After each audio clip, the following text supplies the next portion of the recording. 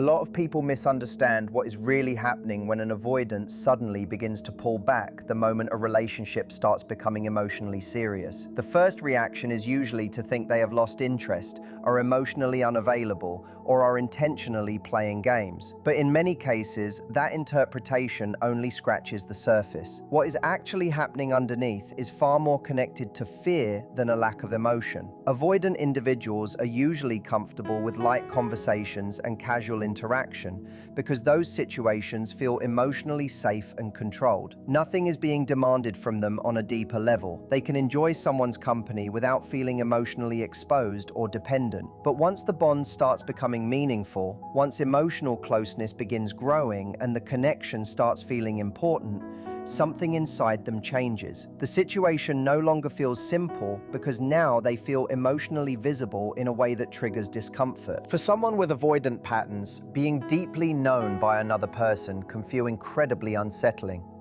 Emotional intimacy creates vulnerability, and vulnerability often activates old fears they may not even fully understand themselves.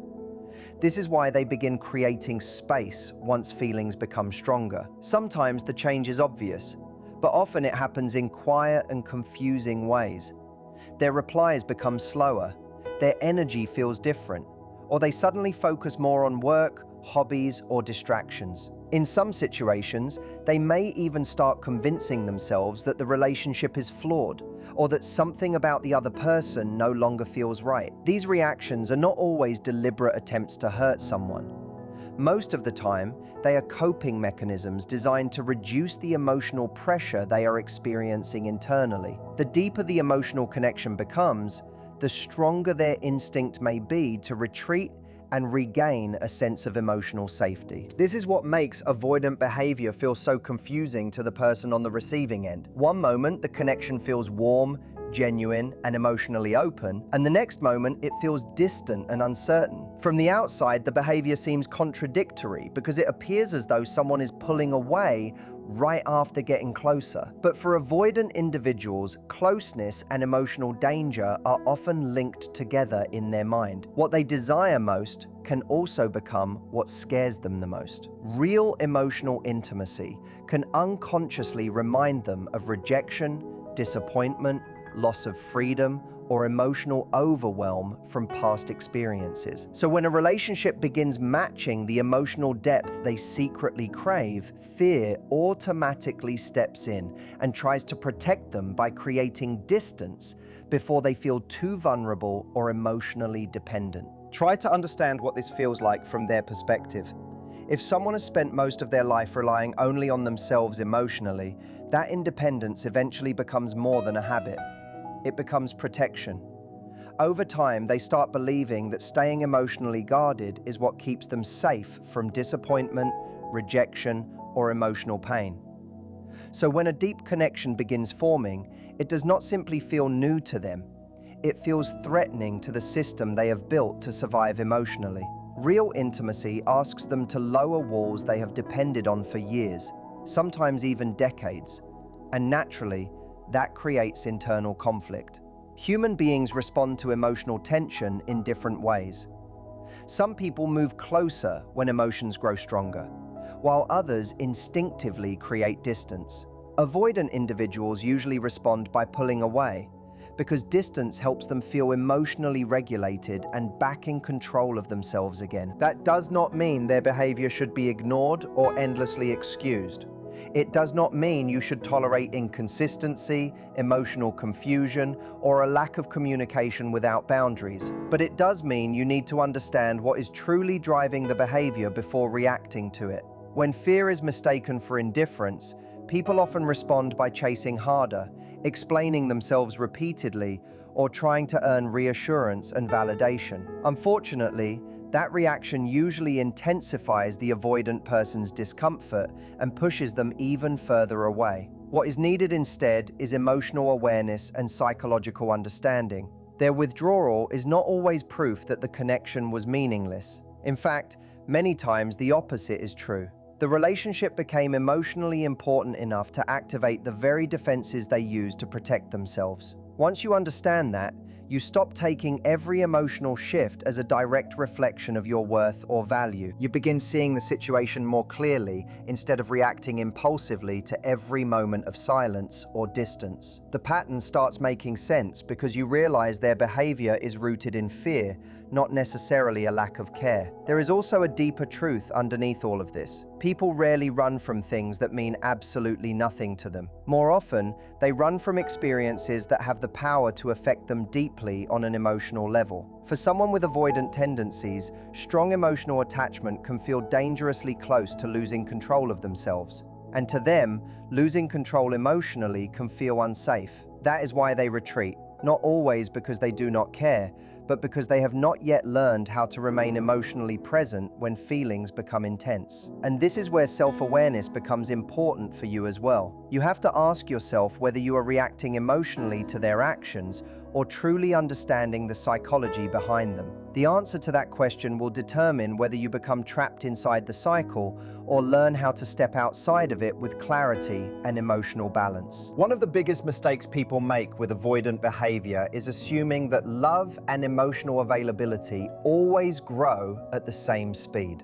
They do not. An avoidant person can feel deeply connected to someone while still struggling to express that connection consistently. This is why their actions can feel so confusing. There are moments where they seem emotionally present, affectionate, and fully invested, and then suddenly they become distant or detached without warning. To the other person, it feels like emotional whiplash, but internally, the avoidant is often experiencing a battle between desire and self-protection. Part of them wants closeness, comfort, and intimacy, while another part is sounding an internal alarm, telling them they are becoming too emotionally dependent or vulnerable. The closer they feel to someone, the more exposed they begin to feel. And exposure is exactly what their nervous system has learned to avoid over time. What makes this dynamic even more difficult is that avoidant individuals are often highly skilled at suppressing emotions instead of processing them. Rather than sitting with uncomfortable feelings and communicating openly, they distract themselves, intellectualize their emotions, or convince themselves they simply need more space. Sometimes they genuinely believe distance will help them regain clarity, but what they are often trying to escape is the emotional intensity itself. This is why they may suddenly focus heavily on work, routines, hobbies, or independence whenever a relationship starts becoming emotionally serious. It is not always a conscious strategy. In many cases, it is an automatic coping mechanism developed years earlier. Emotional closeness activates vulnerability.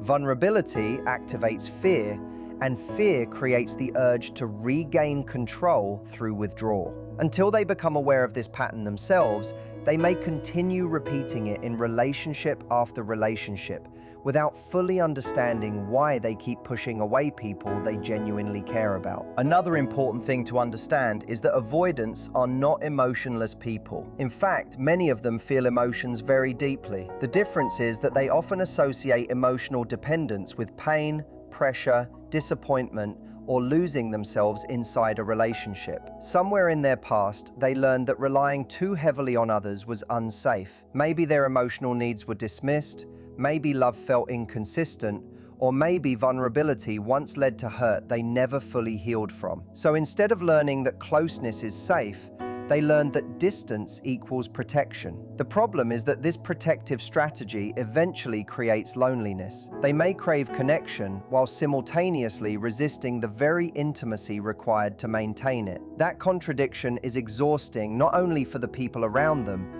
but also for the avoidant person themselves. Deep down, many avoidants are aware that they sabotage closeness, but awareness alone does not automatically remove the fear. This is also why chasing rarely creates the outcome people hope for. When someone anxiously pursues reassurance every time an avoidant pulls back, it can unintentionally reinforce the avoidant's fear of emotional pressure and loss of independence. The avoidant begins feeling overwhelmed, while the other person feels increasingly abandoned, and both people become trapped inside a cycle that feeds itself. One seeks closeness to feel secure, while the other seeks distance to feel safe. Neither person is necessarily wrong emotionally, but without awareness, the dynamic becomes emotionally draining for both sides. The healthiest response is not to become cold or emotionally unavailable yourself, but to remain grounded in your own emotional stability. Instead of reacting from panic, insecurity, or fear of losing them, you learn to observe the pattern without immediately collapsing into it. That emotional steadiness changes the energy completely, because you stop trying to force safety out of someone who is still learning how to create safety within themselves. At the same time, it is important to remember that understanding someone's wounds does not mean sacrificing your own emotional well-being. Compassion should never become self-abandonment. Many people stay stuck in painful situations because they confuse empathy with responsibility. You can understand why someone struggles with intimacy, while also recognizing that a healthy relationship still requires consistency, communication, and emotional effort. An avoidant person's fear may explain their behavior, but it does not automatically make the behavior sustainable for a relationship long-term. Real healing only begins when the avoidant becomes willing to acknowledge their patterns instead of constantly escaping them. And that work cannot be done by another person on their behalf. No amount of love, patience, or reassurance can heal someone who refuses to confront their own fear of vulnerability. The deeper lesson in all of this is learning not to measure your worth by someone else's ability to stay emotionally present. When an avoidant pulls away, many people immediately internalize the experience and assume they were not enough, attractive enough, lovable enough, or emotionally valuable enough to be chosen consistently. But another person's fear of closeness is not proof of your inadequacy. Sometimes it is simply proof that intimacy activated unresolved emotions inside them that they do not yet know how to handle. Once you truly understand that, you stop obsessing over trying to earn love through overgiving, over-explaining, or overextending yourself emotionally. You begin recognizing that healthy love is not built through emotional chasing. It is built when two people are both capable of staying emotionally present even when vulnerability feels uncomfortable. One thing many people never realize is that avoidants often experience emotional conflict long after they create distance. From the outside, it may look like they moved on easily or stopped caring completely, but internally, that is not always true. Many avoidants suppress emotions instead of expressing them in real time. While other people process feelings through conversation and emotional closeness, avoidants tend to process emotions through isolation, distraction, and emotional shutdown. That means the full emotional impact of the relationship sometimes reaches them later, especially after enough distance has been created for them to finally feel emotionally safe again. This is why some avoidants reconnect unexpectedly after weeks or months of silence. Once the pressure of intimacy is removed,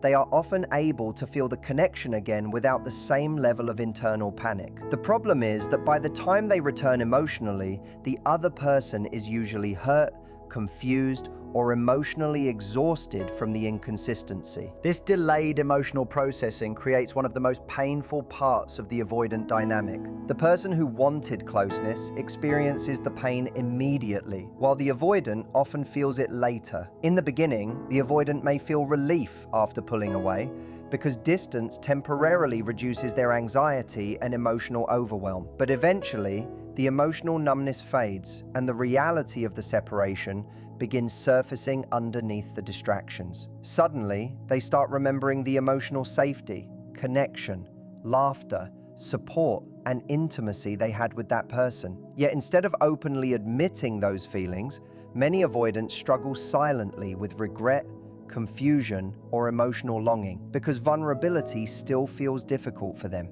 They may check social media, think about reaching out, or replay moments from the relationship privately while still appearing detached on the surface. This is why avoidant behavior can feel so emotionally contradictory to the people who experience it firsthand. Another difficult truth is that avoidants are often misunderstood even by themselves. Many genuinely believe they just lose feelings quickly, when in reality, What they are losing is emotional regulation. As intimacy deepens, their nervous system becomes overloaded, and instead of identifying the fear underneath, they interpret the discomfort as a sign that something must be wrong with the relationship itself.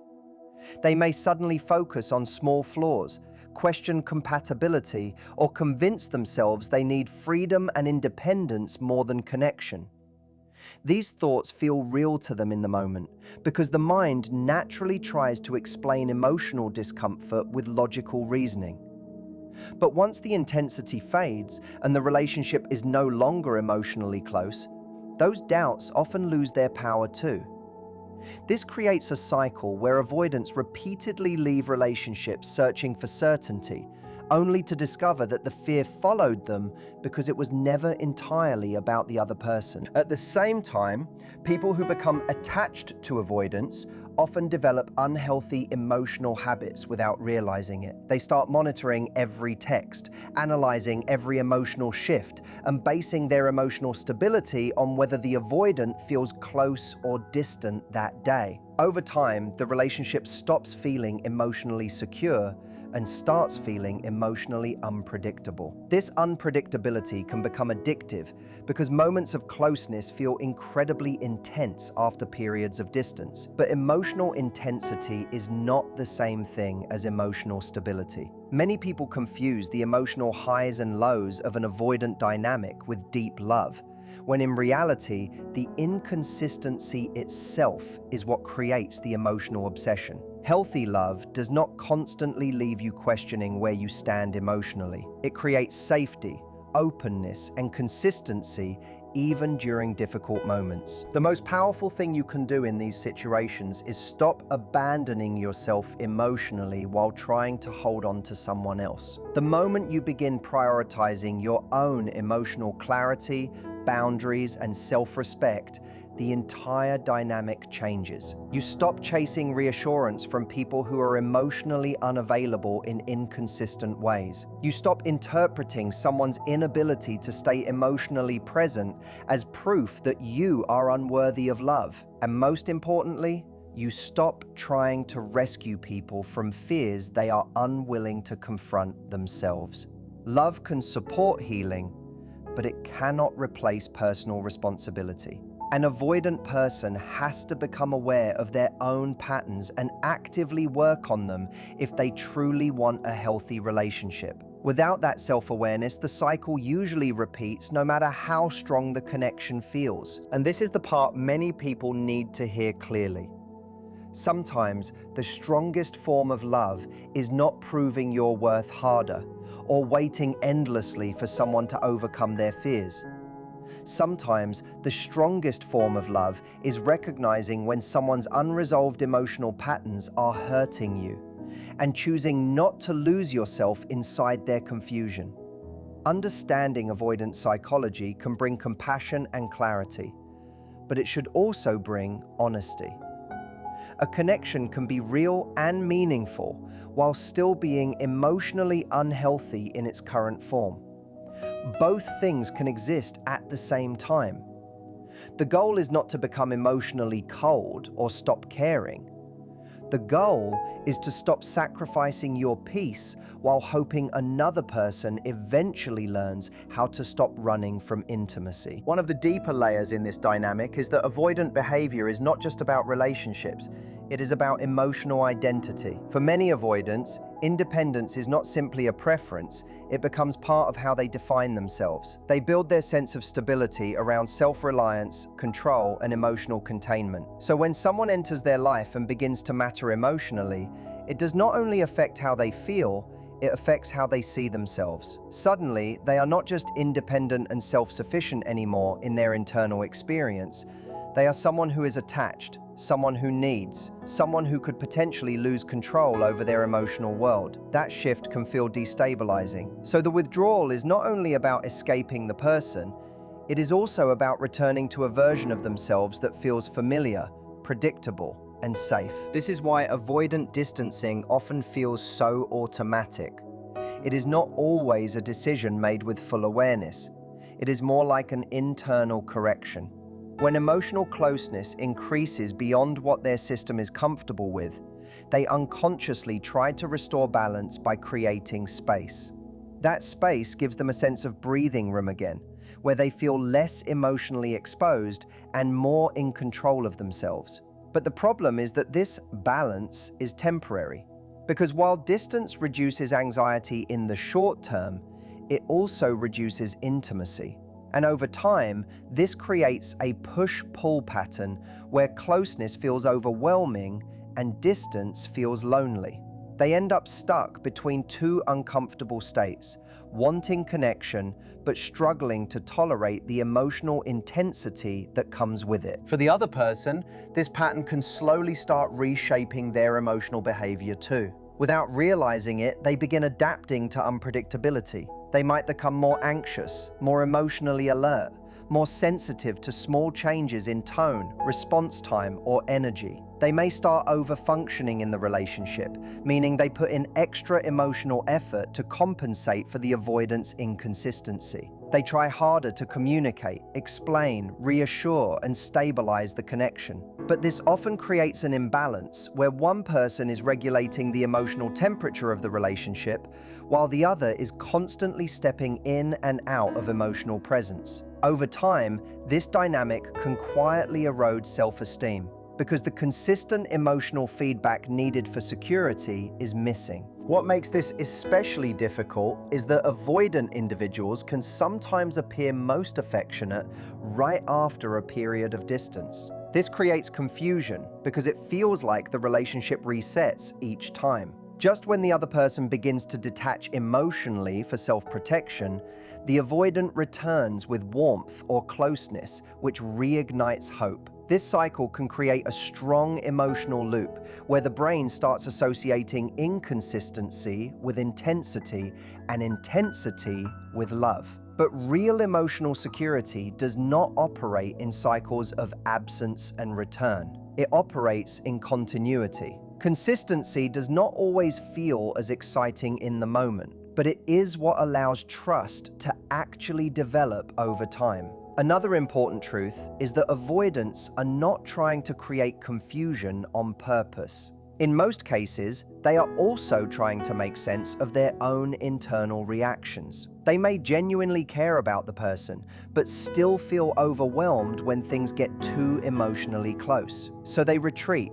not fully understanding how much impact that withdrawal has on the other person. This lack of awareness can make the situation even more painful because it feels like emotional inconsistency without explanation. But underneath it, there is often a nervous system trying to manage perceived emotional risk in the only way it has learned how. At some point, clarity becomes more important than interpretation. It is helpful to understand why someone behaves a certain way, but it is equally important to ask what that behavior is doing to your emotional well-being. Because understanding a pattern does not automatically make it sustainable. You can have deep empathy for someone's emotional defenses and still recognize that you need consistency, presence, and emotional reciprocity to feel secure in a relationship. Both truths can exist without contradiction.